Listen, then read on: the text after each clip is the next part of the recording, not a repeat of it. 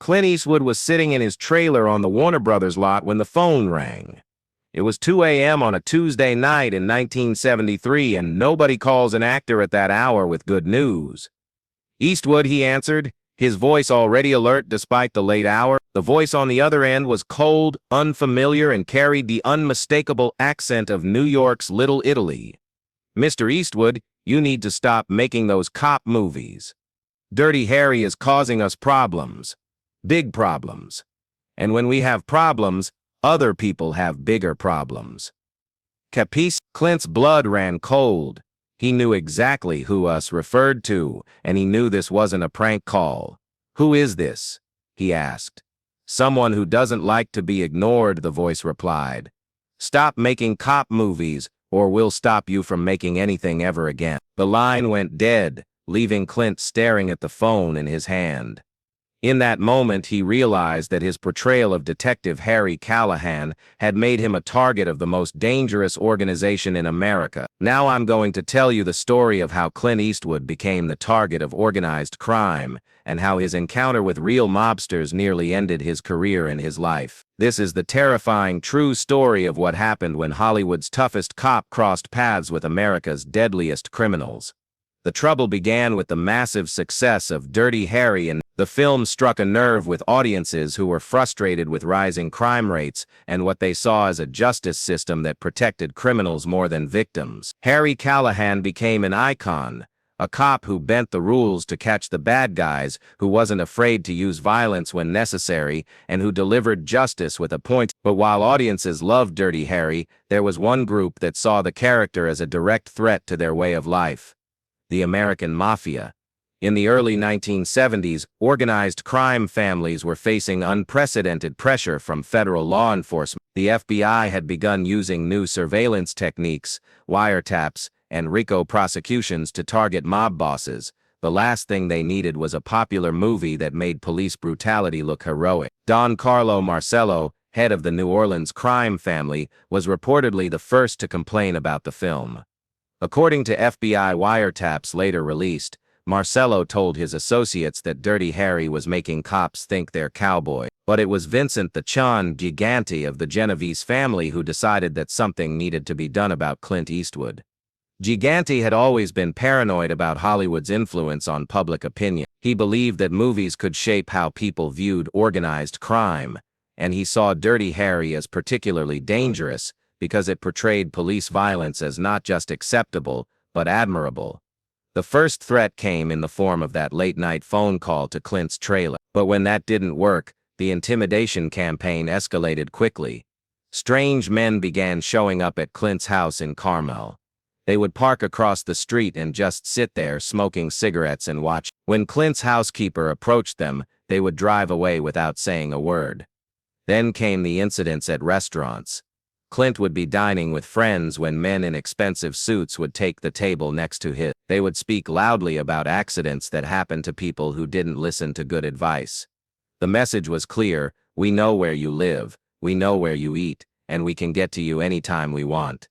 Clint tried to dismiss the threats at first. He had grown up tough, served in the military, and spent years doing his own stunts.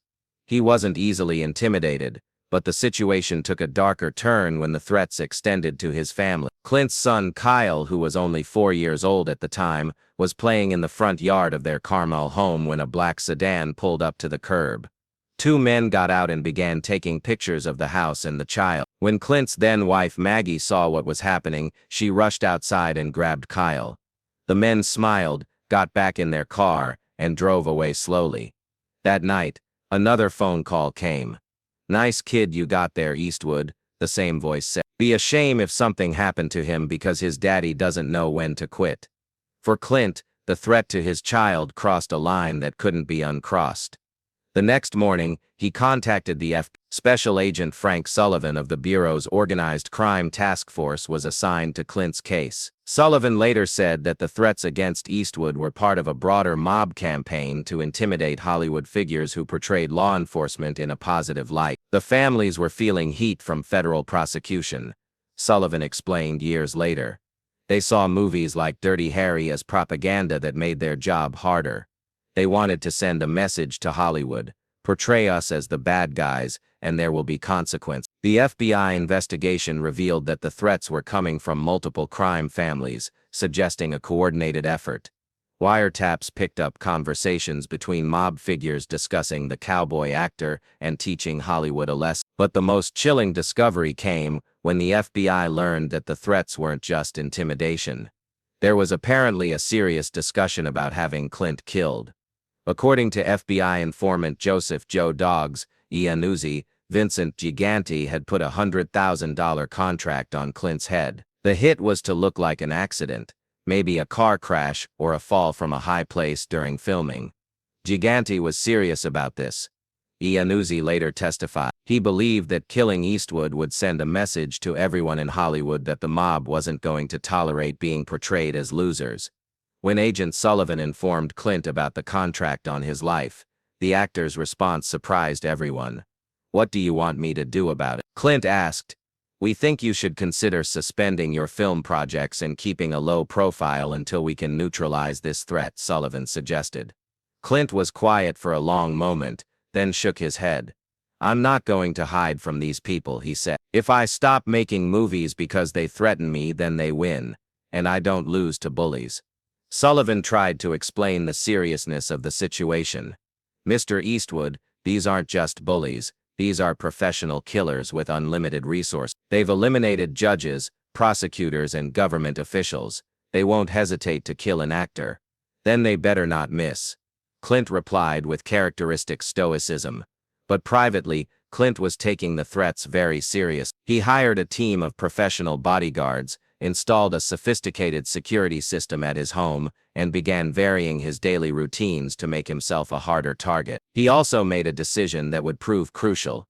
He contacted Don Siegel, the director of Dirty Harry, and told him they needed to accelerate production on the sequel, Magnum Force. "If they want to stop me from making cop movies," Clint told Siegel, "then I'm going to make the biggest, loudest cop movie ever. And I'm going to make sure everyone knows they tried to intimidate me." The filming of Magnum Force became a surreal experience. FBI agents posed as crew members, providing security while trying to blend in with the production team. Clint wore a bulletproof vest under his costumes, and his trailer was swept for bombs before each day's filming. The stress of living under constant threat began to take its toll. Clint later admitted that he barely slept during this period, always listening for unusual sounds or watching for suspicious movements. But he refused to show fear publicly. In interviews promoting Magnum Force, he even made oblique references to the threats, suggesting that some people didn't appreciate his portrayal of law enforcement. The mob's response to Clint's defiance was swift and terrifying. On October 15, 1973, while Clint was filming a chase sequence in San Francisco, a bomb exploded in the parking garage beneath his hotel. The blast destroyed 12 cars and shattered windows throughout the building. Clint had left the hotel just 20 minutes before the explosion. FBI investigation revealed that the bomb had been placed directly beneath the parking space where Clint's car was usually parked. Only a last-minute change in his schedule had saved his life. It was a message, Agent Sullivan later explained. They were showing him that they could get close enough to kill him anytime they wanted. But if the mob thought the bombing would frighten Clint into submission, they had badly miscalculated. Instead of backing down, he became more determined than ever. "These bastards just tried to blow me up," he told director Don Siegel. "If they think that's going to make me quit, they don't know who they're dealing with." Clint's defiance began to attract support from unexpected quarters. Other Hollywood figures who had received mob threats started speaking out. Police departments across the country sent letters of support. Even some federal officials made public statements backing Clint's right to make whatever movies he chose. The turning point came when the FBI managed to flip a high-ranking member of Vincent Gigante's organization. The informant revealed specific details about the plot to kill Clint, including the names of the hitmen who had been assigned to carry it out. Armed with this information, the Bureau began making arrests. Over the next 6 months, they rounded up more than a dozen mob associates connected to the threats against Clint. But the most significant breakthrough came when they arrested Anthony Tony Provenzano, a powerful figure in the Genovese family who had been coordinating the intimidation campaign. Faced with federal racketeering charges that could put him away for life, Provenzano decided to cooperate. His testimony revealed the full scope of the mob's plan to intimidate Hollywood. They wanted to control how they were portrayed in movies, Provenzano testified. If an actor or director made them look bad, there would be consequences. Eastwood was supposed to be an example. The revelation that organized crime was attempting to censor Hollywood caused a national scandal. Congressional hearings were held, and new federal legislation was passed to protect artists from intimidation. But for Clint, the victory came at a personal cost. He had spent months living in fear, never knowing when or where the next attack might come. The stress had strained his marriage and forced him to live like a prisoner in his own home. When Magnum Force was released in December 1973, it became an even bigger hit than the original Dirty Harry. Audiences seemed to sense that there was something special about this film, that Clint had literally risked his life to make it. In one of the movie's most memorable scenes, Harry Callahan faces down a group of corrupt cops who think they're above the law. When asked what gives him the right to judge them, Harry replies, "Nothing. But that's not going to stop me." For those who knew what Clint had gone through, the line carried extra meaning. He was speaking not just to fictional villains, but to the real criminals who had tried to silence him. The success of Magnum Force sent a clear message to organized crime. Their intimidation campaign had failed completely. Not only had they failed to stop Clint from making cop movies, they had actually helped make him more popular than ever. Vincent Gigante was eventually convicted of racketeering and sentenced to life in prison. During his trial, prosecutors used his threats against Clint as evidence of his criminal conspiracy. When asked years later about his decision to continue making movies despite the death threats, Clint was characteristically blunt. "They picked the wrong guy to mess with," he said. "I don't negotiate with terrorists, whether they're wearing turbans or three-piece suits." The mob's failure to intimidate Clint had broader implications for Hollywood. Other actors and directors who had received threats from organized crime began to speak out, leading to increased federal protection for entertainment industry figures. The case also established an important precedent. Organized crime could not use violence or intimidation to influence the content of American movies. Agent Sullivan, who had coordinated Clint's protection, later said that the actor's courage had helped break the mob's influence over Hollywood. Eastwood could have taken the easy way out, Sullivan observed.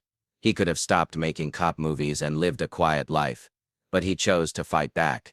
And that made all the difference. The threats against Clint continued sporadically for several years, but they gradually diminished as mob figures were arrested or went into hiding.